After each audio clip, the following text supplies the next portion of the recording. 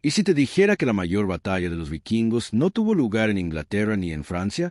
No fue una batalla de espadas y escudos, sino una silenciosa guerra anual contra un enemigo invencible.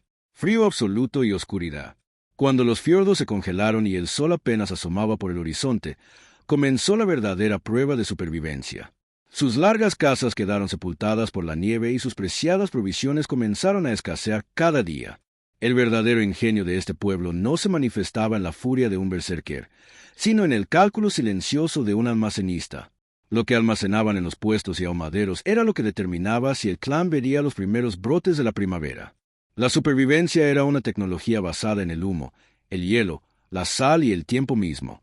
Aprendieron a preservar la vida misma, encerrándola en barriles y secándola al viento gélido. Mira el video hasta el final para descubrir qué técnicas de conservación ocultas les permitieron sobrevivir a los meses oscuros y porque su verdadero ingenio no residía en las incursiones, sino en lo que almacenaban en sus despensas. Música. Revelaré el secreto mejor guardado de los vikingos, y no tiene nada que ver con armas. Este secreto reside en la arquitectura de sus almacenes. Una auténtica obra maestra de la ingeniería, creada para combatir a su principal enemigo, el hambre. La supervivencia no empezaba con la comida, sino con un lugar donde almacenarla. La casa comunal no era solo una vivienda, sino también la primera línea de defensa en esta batalla. El centro del sistema era una bodega o cámara subterránea excavada directamente bajo el hogar o en la parte más fresca de la casa.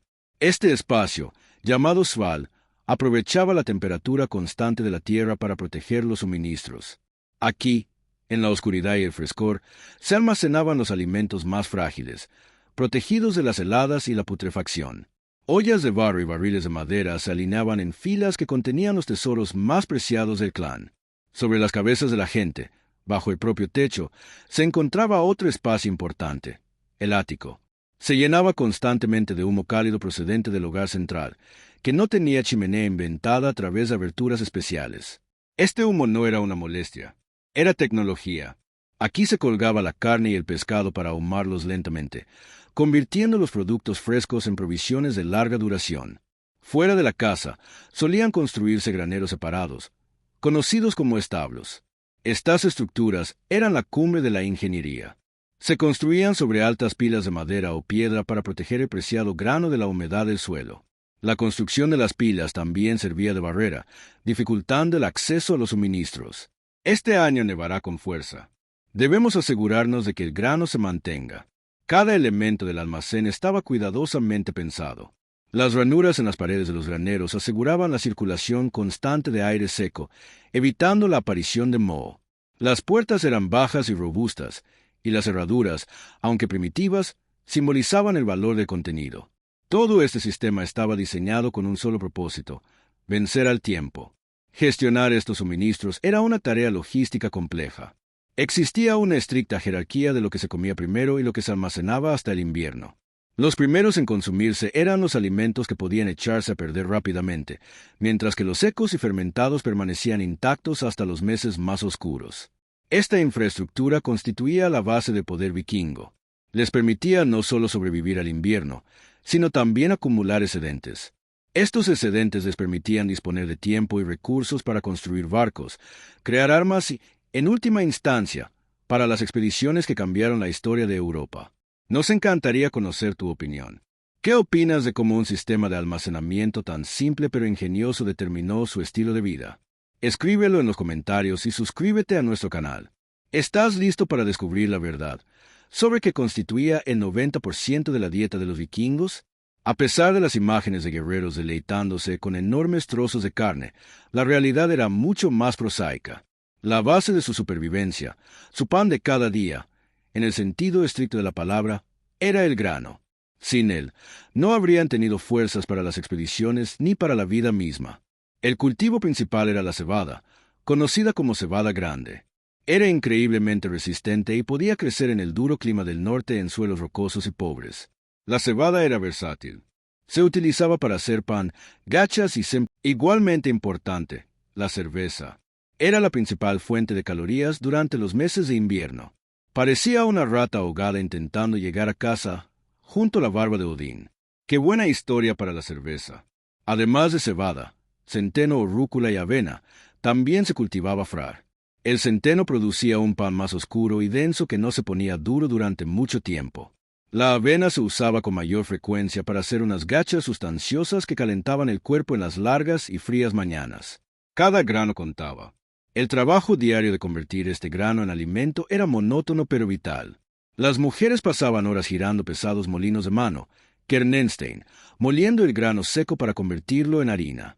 Este sonido era un fondo constante en la vida en la casa comunal, un símbolo de que la vida continúa. El plato más común era el groter, unas gachas espesas y sustanciosas. Se cocinaban en agua o, con suerte, en leche. Era una comida sencilla pero caliente y rica en calorías. Para añadir variedad al sabor, se añadía a las gachas lo que hubiera disponible. Bayas secas, un poco de miel o un trozo de mantequilla. Este gruñón está bueno esta noche. El pan vikingo se parecía poco a los panes esponjosos de hoy. Normalmente eran tortas planas sin levadura horneadas sobre piedras calientes o en una sartén al fuego. Este pan era denso y un poco duro, pero llenaba mucho y se podía almacenar durante varios días. El grano no era solo alimento, era moneda y una medida de riqueza. Un granjero cuyos graneros estaban llenos de cebada era considerado un hombre exitoso. Podía alimentar a su familia y trabajadores a cambio de los excedentes por otros bienes necesarios como hierro o sal. Almacenar el grano era una ciencia en sí misma. Tenía que secarse cuidadosamente después de la cosecha para que no se humedeciera ni se enmoheciera. Este era el propósito de los graneros especiales sobre pilotes donde el viento podía circular libremente entre los sacos. ¿Qué alimento sencillo crees que era el más importante para la supervivencia en el pasado? Pero el grano era solo una fuente de calorías. En el próximo capítulo, revelaré el secreto del oro blanco, tan valioso como la plata y almacenado durante años. ¿Qué pasaría si les dijera que los vikingos crearon un producto que hoy llamaríamos un superalimento y que era la clave de su supervivencia? No me refiero a la carne ni al pescado, sino a los productos lácteos, que eran parte esencial de su dieta. En un mundo donde la leche fresca se echaba a perder en un día, desarrollaron ingeniosas formas de conservarla. La principal era el sky. No es exactamente yogur como muchos creen, sino más bien un queso fresco y blando. Se elaboraba fermentando lentamente la leche y separando el suero. El resultado era un producto increíblemente concentrado y rico en proteínas. El skyr era el alimento perfecto. Podía almacenarse durante semanas en una bodega fresca, proporcionando a la familia proteínas de alta calidad cuando no había carne fresca disponible. Se comía solo, mezclado con bayas o diluido con agua para preparar una bebida nutritiva. El sobrante de la elaboración del skyr tampoco se desperdiciaba. Se bebía como bebida refrescante o se usaba como conservante. Podía verterse sobre la carne u otros alimentos, ya que su acidez ralentizaba el crecimiento de bacterias. Era un proceso de producción sin desperdicios, pero la verdadera estrella del mundo lácteo era la mantequilla. Los vikingos estaban obsesionados con ella. En verano, cuando la hierba crecía, las vacas producían leche rica y todo el excedente se convertía inmediatamente en mantequilla. Era un concentrado de calorías, energía pura necesaria para sobrevivir en el frío. Comer bien. Hay mucho trabajo por delante en el frío. La mantequilla debía conservarse para el largo invierno. Para ello, se salaba abundantemente, si había sal disponible, o se utilizaba un método aún más sorprendente. La envasaban en barriles de madera o la envolvían en corteza y la escondían en turberas. Fue una decisión brillante. El ambiente frío, sin oxígeno y ácido de las turberas, actuaba como conservante natural perfecto. El aceite podía almacenarse allí durante años, incluso décadas. Adquiría un sabor picante específico, pero seguía siendo comestible. Si te gusta cómo revelamos las caras ocultas de la historia, dale a me gusta a este video. Música. Adivina qué producto producían los vikingos a escala industrial, duro como una tabla, pero valorado como el oro. La respuesta es el turfis, con lo que hoy conocemos como bacalao seco.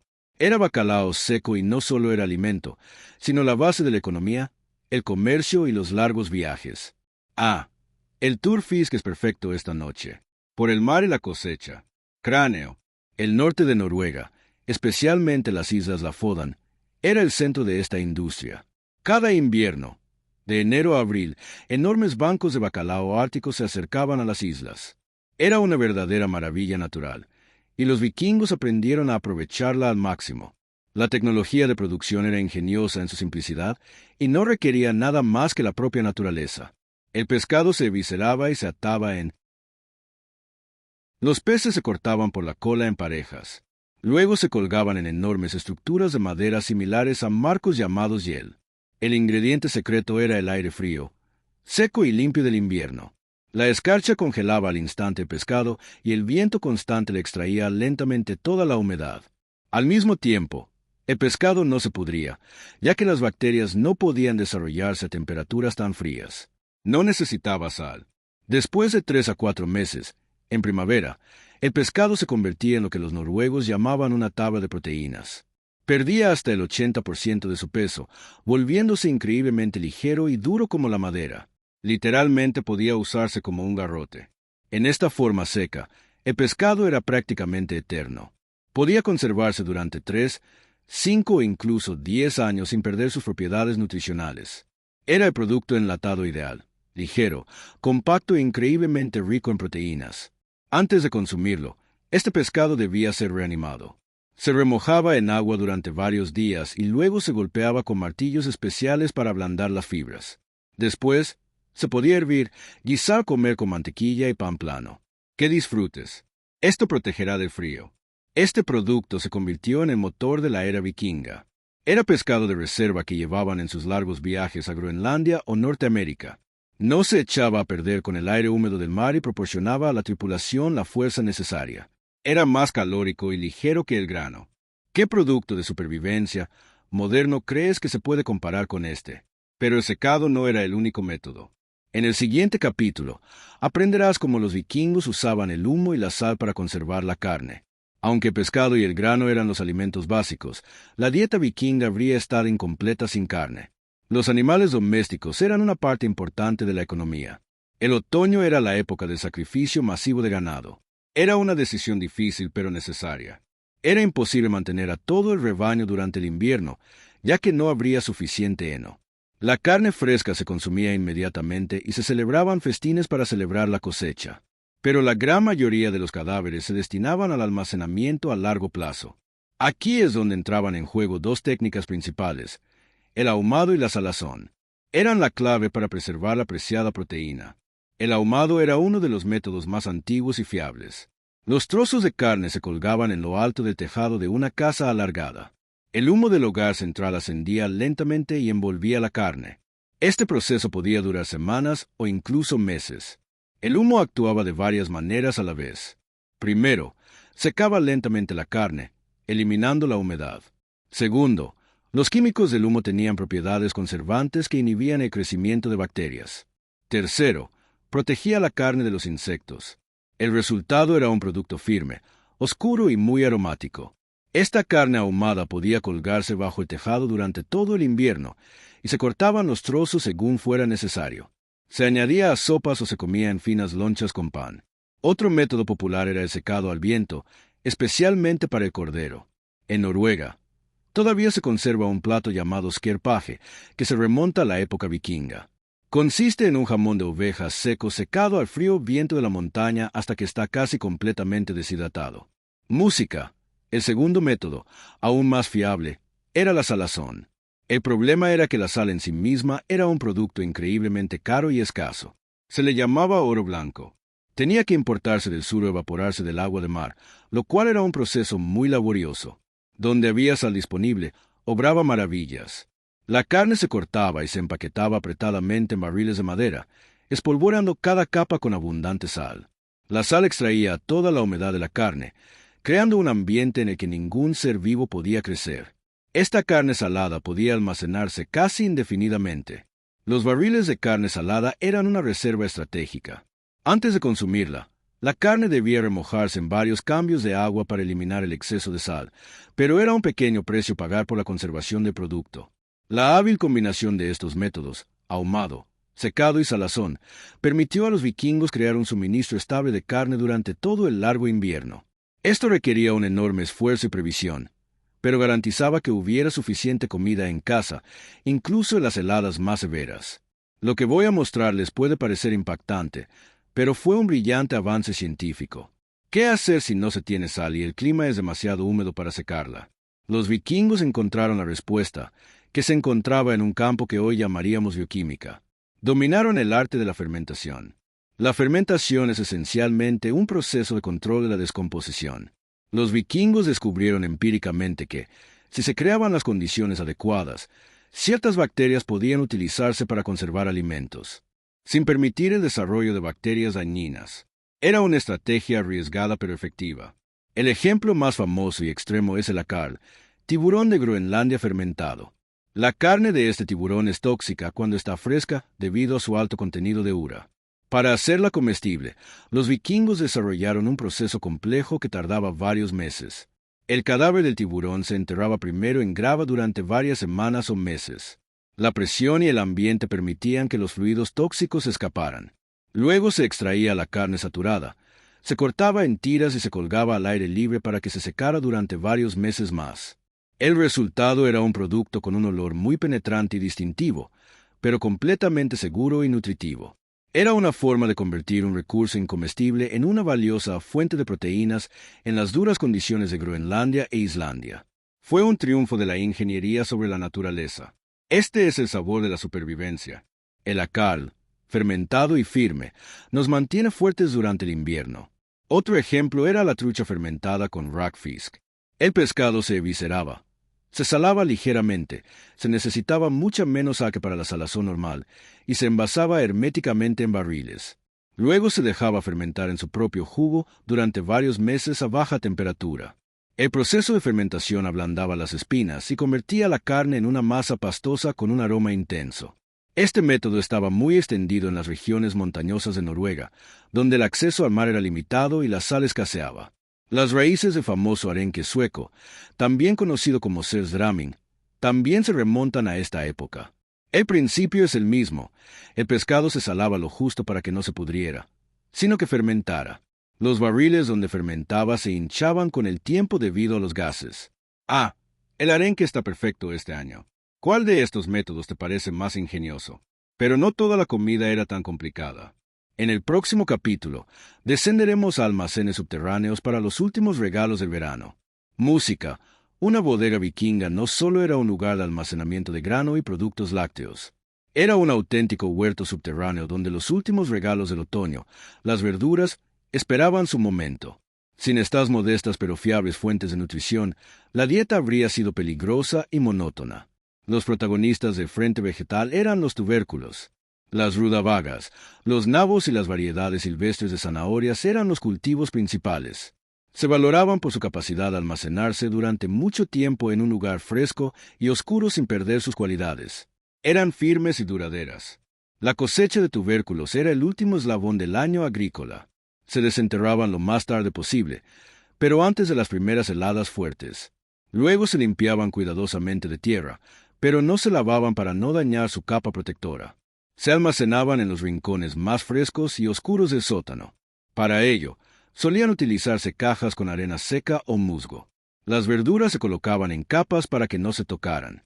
La arena y el musgo ayudaban a mantener una humedad constante y evitaban que se marchitaran. En este estado, los nabos y las rutabagas podían almacenarse hasta la primavera. Eran la base de las sopas y guisos de invierno conocidos como scaus. Se cocinaban durante horas con un trozo de carne ahumada o pescado salado para obtener un plato espeso y sustancioso. Otra verdura indispensable era la col. Los vikingos cultivaban los antepasados de la col moderna.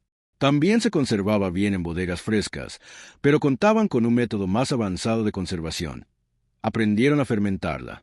La col se picaba finamente, se mezclaba con sal si la había y se envasaba herméticamente en barriles. Bajo presión, liberaba jugo y comenzaba el proceso de fermentación láctica. Este era, en esencia, el equivalente escandinavo del famoso chukrut. Cuidado, está muy caliente. Huele delicioso. Incluso en los tiempos más duros, los vikingos no dependían solo de lo que cultivaban. Los bosques y pantanos que rodeaban sus asentamientos no eran solo zonas silvestres, sino una fuente adicional de alimento. Cada verano y otoño se convertían en una operación a gran escala para recolectar frutos silvestres. Los frutos secos eran uno de los recursos más valiosos. Las avellanas crecían en abundancia. Se recolectaban en grandes cantidades. Era el alimento perfecto para el invierno. En sus cáscaras podían conservarse durante años sin perder sus propiedades nutricionales. Música. Asegúrate de que estos barriles estén llenos. El invierno será largo. Hemos recolectado más que suficiente este año. Los frutos secos eran una fuente concentrada de grasa y proteína. Se comían molidos hasta formar una pasta o se añadían a productos horneados y gachas. Un puñado de frutos secos podía dar energía a una persona para varias horas de duro trabajo en el frío. Eran una estrategia. Fuente de calorías. Las bayas eran otro regalo importante del bosque. Los arándanos rojos, las moras de los pantanos y las frambuesas silvestres se recolectaban con gran esmero. Las bayas eran una fuente de azúcar y vitaminas, tan escasas en la dieta invernal. Conservar las bayas era más difícil que los frutos secos. La forma más sencilla era secarlas al sol o en un horno.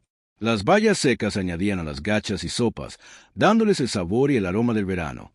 Un método más avanzado era la conservación en agua. Gracias a sus ácidos naturales, los arándanos rojos y los arándanos rojos podían simplemente cubrirse con agua fría limpia en un barril y almacenarse en la bodega. Se mantenían frescos y firmes durante todo el invierno. Si se disponía de miel, el edulcorante más valioso, se podían hervir las bayas en ella. Esta mermelada no era un alimento cotidiano, sino un verdadero capricho que se disfrutaba en ocasiones especiales. Las hierbas y plantas comestibles también desempeñaban un papel importante. El comino silvestre, la angélica, las ortigas y el ajo silvestre se recolectaban y se secaban. No solo servían como condimentos que realzaban el sabor insípido de la comida invernal, sino también como medicinas. En una casa comunal, las tazas rara vez estaban vacías, pero lo que se movía en ellas no era solo para entretener. Las bebidas eran una parte tan importante de la dieta como el pan o la carne. En un mundo donde la calidad del agua potable era muy cuestionable, la bebida más segura era la fermentada. La principal bebida cotidiana era la cerveza o el ale. No era la bebida fuerte que conocemos hoy, sino una cerveza baja en alcohol, turbia y muy nutritiva que llamaríamos pan líquido. Se elaboraba con cebada, a veces con avena añadida. Que beban bien, amigos, que esto les proteja del frío. El proceso de elaboración de la cerveza era una parte importante de la gestión doméstica. El grano se germinaba para producir malta, luego se secaba, se trituraba y servía para hacer verruga. Añadir lúpulo aún no era una práctica común, por lo que se solían utilizar otras hierbas como el ajenjo o el ajenjo para dar sabor y conservar la bebida. La bebida resultante era rica en calorías y calmaba la sed. Hervir la verruga mataba la mayoría de las bacterias, lo que hacía que la cerveza fuera mucho más segura que el agua de pozo o río. Todos, jóvenes y mayores, la bebían a lo largo del día. El ale no era solo una bebida, era un alimento líquido. En los fríos días de invierno, una taza de cerveza caliente y espesa calentaba y daba fuerza. Era parte integral de la comida, complementando platos sencillos hechos con gachas y tubérculos. El millado hidromiel era una bebida completamente diferente. Era una bebida festiva, un lujo no al alcance de todos. Se elaboraba con el edulcorante más caro y raro, la miel, que se fermentaba con agua. El hidromiel era mucho más fuerte y dulce que la cerveza. Era apreciado por su sabor y su efecto embriagador. Se abría un barril de hidromiel para los eventos más importantes, bodas, funerales o la celebración del mediodía. Era una bebida para dioses y reyes. La producción de estas bebidas era un proceso complejo que requería precisión y conocimiento. Un lote de cerveza fallido podía significar no solo un estado de ánimo arruinado, sino también la pérdida de preciado grano que podría haberse usado para pan. El mejor, todo en el campo. A veces, a pesar de toda la planificación, los ingeniosos métodos de almacenamiento y la estricta economía, las provisiones escaseaban. La primavera se retrasaba, el hielo no se derretía y los graneros y vendedores estaban vacíos. Se acercaban las semanas más terribles del año, la época de la hambruna. En estos momentos desesperados, los vikingos recurrían a lo que normalmente no se consideraba comida. Era la comida de último recurso, cuyo único propósito era dar al cuerpo al menos algo de energía para resistir hasta la llegada del buen tiempo. Era la supervivencia en su forma más pura. El más famoso de estos platos era el pan de corteza. No era una exquisitez culinaria, era una necesidad imperiosa. La gente se adentraba en el bosque y arrancaba la capa interna comestible de la corteza, el cambium, de los árboles, generalmente pinos u olmos. La capa era suave y contenía al menos algunos nutrientes. La corteza se secaba al fuego y luego se molía para hacer harina. El polvo resultante era amargo y difícil de digerir, pero añadía volumen. Música, toma, Toma esto. Compartimos lo que tenemos. Gracias. Esta harina de la corteza se mezclaba con los últimos restos de harina real. A veces, la proporción de corteza en ese pan alcanzaba el 80 o 90%. Ese pan era pesado, revoltoso y apenas comestible, pero llenaba el estómago y calmaba el hambre. Si ni siquiera eso estaba disponible, se usaban raíces secas y en polvo, musgo y licanos. La gente usaba cualquier recurso vegetal disponible solo para obtener calorías. Era una lucha por cada día extra de vida. Incluso se podían usar cinturones de cuero o zapatos viejos. Servían durante mucho tiempo para obtener al menos un caldo pegajoso rico en proteínas. Era el colmo de la desesperación, mostrando cuán delgada era la línea entre la vida y la muerte. Esas escasas semanas eran la prueba más severa. Recordaron a todos la importancia de los suministros y la fragilidad de la vida humana frente a la naturaleza. Quienes sobrevivieron no solo fueron guerreros fuertes, sino también amos prudentes. La dieta invernal vikinga no era un festín, sino una maravilla de la ingeniería. Era un sistema complejo y sofisticado basado en un profundo conocimiento de la naturaleza.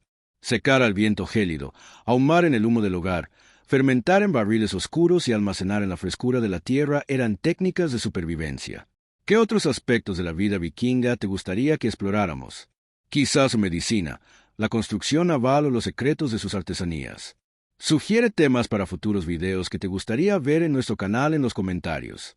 Y no olvides suscribirte para no perderte los nuevos episodios.